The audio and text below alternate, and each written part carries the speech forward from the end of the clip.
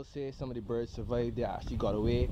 Some of them did not make it. He was able to catch some of them because of how the pigeon coop was designed.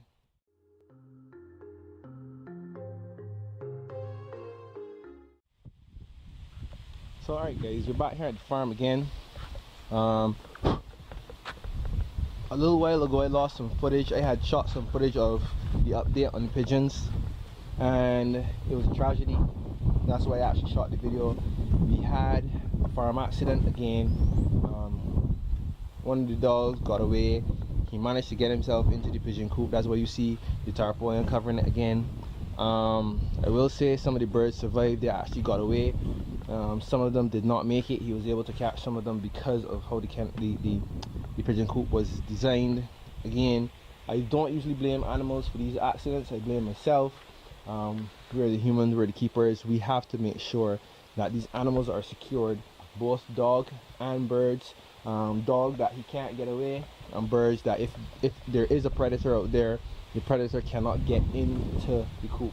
So we do have to make sure and ensure that all of our animals are secure for the benefit of all the animals. So there's not really a lot to show you guys for the pigeon coop, but I will show you that. Just trying to move the tarp real quick.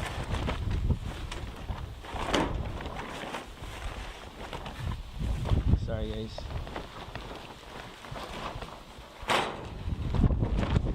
So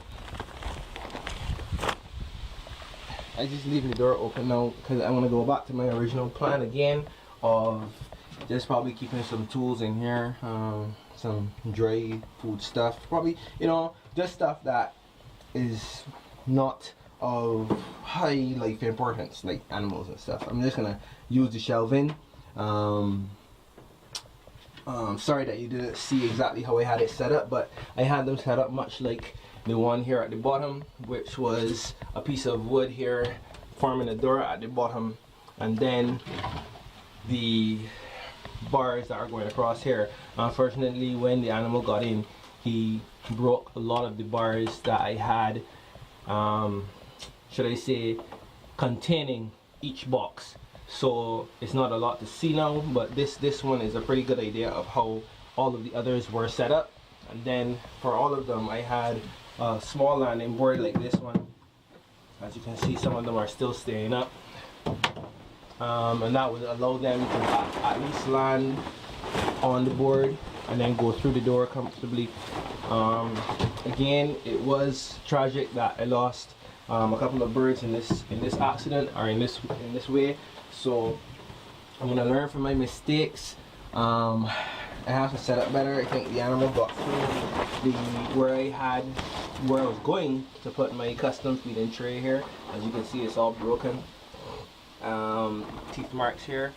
This is proof that the animal tried to bite his way through here. There's jaw marks and all in the wire. So amazingly, they didn't try to come through the door itself. The door is still fully intact. I'm probably going to use the door somewhere else too. But the door is still fully intact, so it's still a fully functional door. Again, I will always say, farm accidents are never really animals' faults. They're usually the faults of the humans. They're usually the fault of the keepers.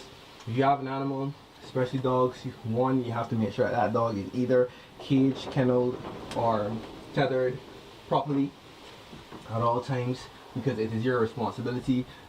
This time, they only damaged animals. That's great.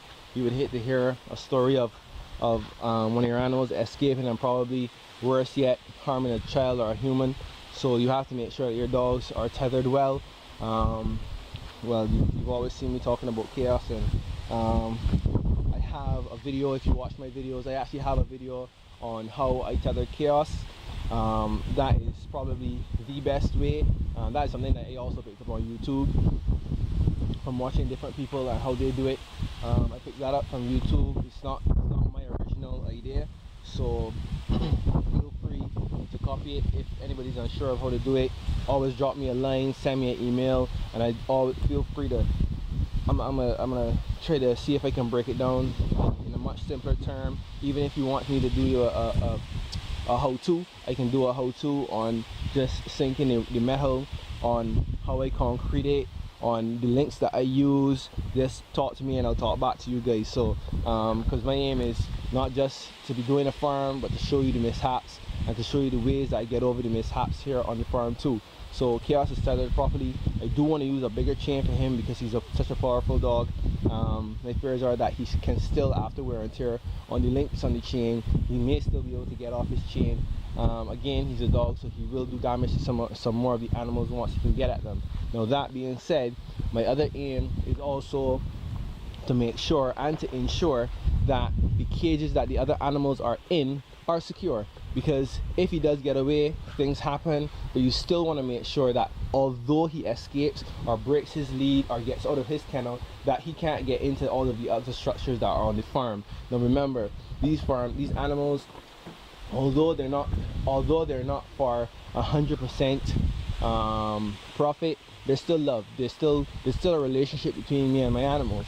So I don't want to lose them because of a mishap. Any animal lost here is either as a sacrifice, which we understand is a sacrifice, like the rabbits. We do plan on butchering our rabbits, so we understand in that form or fashion it's a sacrifice. But I would hate to lose animals. I do hate to lose animals for mishaps and farm accidents. So as much as possible, I try to secure. Sorry guys, today is really windy because we're supposed to get some bad weather, but I'll see if I can keep it going to get a good audio for you too. So like I was saying, I would hate to lose animals to mishaps and farm accidents, animals escaping, or worse yet, wild animals being able to get in cages because I don't secure the cages properly. So my first aim here is to ensure that the animals are safe and healthy, and safety comes by tethering or caging and doing it the right way. Sometimes it may work out to be expensive, but in the long run it's the best thing you can do, because the expense really comes in losing stock, in losing animals, or having to give away an animal because of the mishaps that keep happening, simply because you can't spend an extra couple dollars in making the place secure. It's as simple as that. I mean, you can't blame a dog for chasing an animal, because that's what dogs do. That's their natural instinct, is to chase stuff. I don't train my dogs not to chase things, because let's be honest, the breed of dog that they are, they're American Pit Bull Terriers. I don't want to breed that personality, should I say, out of the dogs. I do want to keep that tenacity in them. So what I have to do is I have to ensure that all of my dogs are either tethered, caged, or kenneled in the right format, so that I do not have any losses with other animals here on the farm.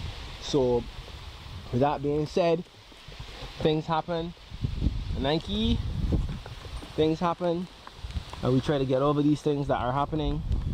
But as much as possible, we're gonna work to see if we can secure our animals in the best way possible. Here at the farm, we believe that happy animals are better produce. Inspire yourself.